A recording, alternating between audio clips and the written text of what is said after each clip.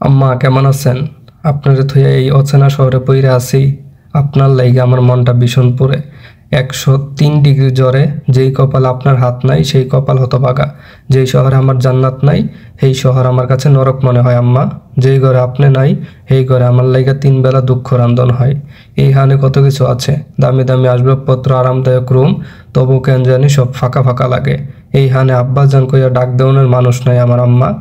আব্বার লগে আমার শাসনের সম্পর্ক। আপনি হইলেন বন্ধু।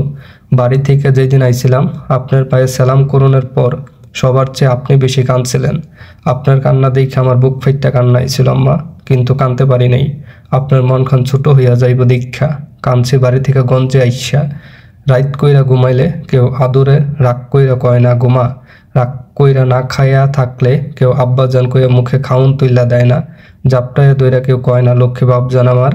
নদেরি করে বাসায় ফিরলে কেউ শাসন করে না। কপালে চুম্মা খাইয়া কেউ কলিজায় ঠান্ডা করে না আম্মা। আম্মা, আপনার মেলা মনে পড়তেছে, চোখ দুইটা ভিজা আহে। খুব ইচ্ছে করতেছে আপনার নামাজের বিছানায় বসলে আপনার কোলে শুইয়া পরান্ডা বইরা আপনারে দেখি। আপনার হাসি দেখা পরান্ডা জোড়াই। সবচাইতে বেশি মনে পড়ে খাইতে বসলে আম্মা কতদিন আপনার হাতে সরিষা ইলিশ খাই না। আম্মা, আমার লাইগা আপনার বিয়ার কানের দুল জুড়ো বিচ্ছা দিছেন। আপনি চিন্তা করেন না আম্মা, আপনার লাইগা আমি সোনার দুল গড়াইছি। এবার বাইতে আহনের সময় নিয়ে আসমু। আপনি কানা দিয়া খুশিতে হাসবেন।